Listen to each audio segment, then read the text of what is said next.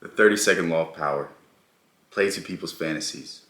This is one that I feel like inherently we all do a little bit, but the greatest example of this is any sort of sales course, any sort of thing that somebody's trying to get you to buy. Think about it. Like, what are they telling you? They're giving you whatever. It's like those Axe commercials. You know, it's some ugly guy and you get sprayed with the Axe, and then, you know, the hottest women you've ever seen are all over him, and it's just like, that's playing to a certain market. That is telling guys that are struggling with women, like, if they spray this on themselves, they're gonna get so many girls. And it worked like it worked like magic, because, you know, basically Axe put themselves in the corner of like only nerds buy it. It's so funny. You should like go look up that story where Axe basically they destroyed their own branding because so many nerdy people were buying it that it just became a meme. Like it's hilarious, but it's interesting to see these laws applied, and it's interesting to see how basically our entire economy, our entire consumerist, you know,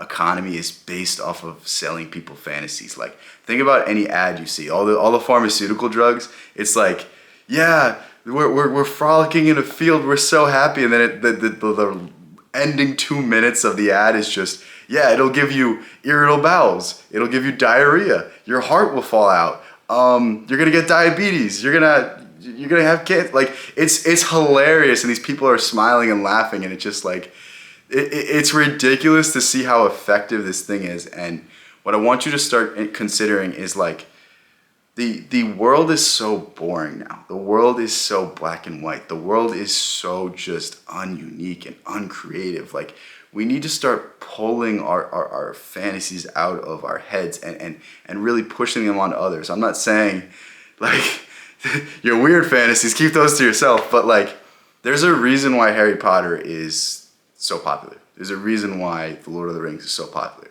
There's a reason why William Shakespeare is still talked about to this day, and it's because they played on the fantasies of humans. They hit a part of the human psyche that can only be stimulated by a great story, that can only be excited by a great tale, by a great fantasy. And there's something to be said about somebody that can be poetic, that can give you a scenario, that can tell you a story, that can say something that moves you to make a certain decision. And it's a powerful tactic that you can start to use to your benefit. And I'm telling you, like, if you need to sell somebody something, like, you gotta sell them the dream. You gotta tell them the great results you're gonna get. You gotta say all of these things are gonna happen. I mean, within reason, so you don't get sued, but you really need to play up to people's fantasies. You need to make them think that their lives will be different by making this decision, by taking this path, by buying your product, by doing the things that you're asking them to do. And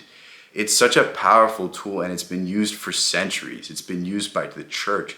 It's been used by the state. It's been used by any great orator. Think of any great storyteller. Think of any great author. Think of any great speech that was ever written. It all plays to the fantasy. Martin Luther King, he literally, I have a dream. That's playing to your fantasies. Like, it's so just distinctive throughout history. It's so distinctive in any great speech that I think you really need to start thinking about these things. You really need to start considering these things. Start trying to weave them into your life. Start trying to weave them into your stories and the way you speak and the way you converse with other people. Like, a great way to be more interesting to girls is to be like, oh, when we get married, we're gonna have a zoo, we're gonna have this. Like, you gotta just start playing things up. You gotta just start saying these scenarios that are just creative and unique, and get people thinking and stimulate that creative part of the brain, because it is so understimulated today. Look at most of the things on TV, they're so uncreative. You can guess the stories, you can guess the plot lines. Look at, your job. Like, you sit at your desk all day for 9 hours. There's no creativity. You're just putting numbers into a spreadsheet. You're not doing anything of worth. You're not being creative. You're not doing anything with your mind, and your mind is begging to be just taken out of this box. And it's through great stories where our mind can be stimulated in a way that can't be explained, we can't put our fingers on it. And if you could get really good at this skill, if you could get really good at taking this powerful force and using it to your benefit, you will be unstoppable in this world. So hopefully you enjoyed this summary of, was it 30-second law? You didn't hear that. I literally do these videos off the top of my head, and I always mess them up at the end. So please, if you see me mess up, if you see me mess up at the end, just please roast me because it makes me laugh every time. But yeah, I'll leave a link in the description to this book. Tremendous read. I love this book so much. It gives you great examples throughout history. It gives you unique individuals who did great things, and I like to base my life off of what the exceptional people did. I don't want to be average. I don't want to fall into the statistics. I don't want to fall into the mean or the standard. Like, I want to be my own outlier. I want to be my own person. I want to be that person that is in a book like this in 40 years, 50 years. So I'm living my life in that way.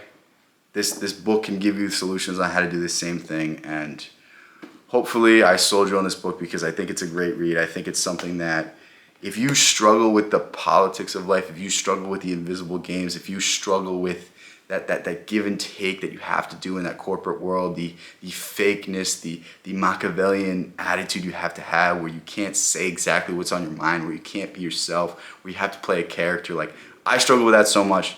This book has helped me tremendously, and I think it's going to benefit you a lot too. So thank you so much for making this far. I will catch you in the next one. Peace out, guys.